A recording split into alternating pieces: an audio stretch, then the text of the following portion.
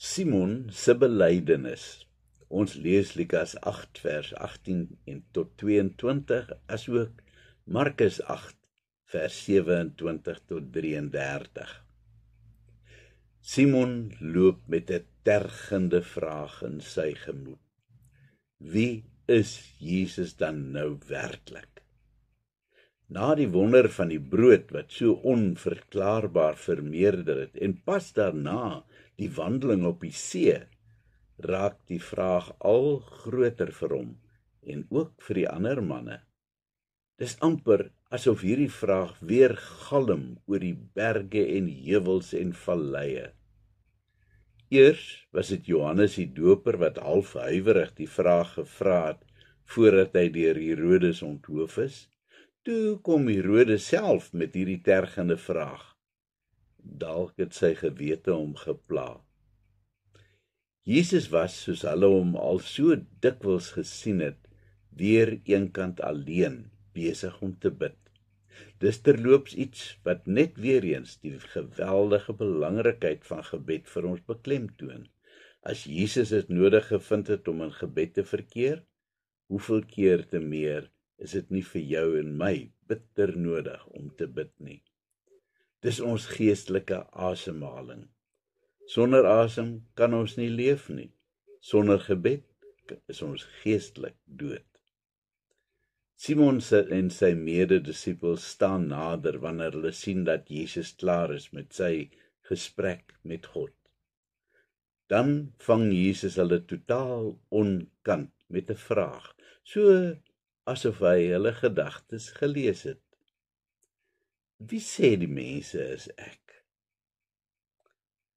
Simon kyk die ander vraand aan. Party mense dink u is Johannes die Doper. Nadat Herodes hom so wreed om die lewe gebring het, het Herodes alself gedink dat u Johannes se gees is, lag Simon. Ja, maar ander sê weer dat u die een of ander profeet is, Elia of iemand, sug Johannes. Hulle sê dat u iemand is uit die ou tyd wat uit die dood opgestaan het. Ja, ek het ook al die gerugte gehoor. Maar julle? Vra hy terwyl hy stip na Simon kyk. Wie sê julle is ek? Simon besluit om namens almal te antwoord. Die woorde kom nie maklik nie. U is die Christus, die gesalfde van God. Simon skrik vir sy eie woorde. Dis mos godslasterlik. Maar alles is so deurmekaar. Hy weet nie mooi nie. Ja, hy is seker dat Jesus die Christus is. Dan roep Jesus hulle nader. Oor ons gesprek vandag moet julle niks vir enige iemand sê nie. Want die Seun van die mens moet nog baie ly. Hy vertel vir hulle in detail hoe dat dit juis die kerkleiers is en die skrifgeleerdes en die fariseërs wat hom gaan vervolg. Hulle gaan hom verwerp en uiteindelik gaan hulle hom ook doodmaak. Simon wil sy ore toedruk. Hoe kan sy meester sulke verskriklike dinge sê? Kyk dan net hoeveel mense elke dag agter hom aanstroom.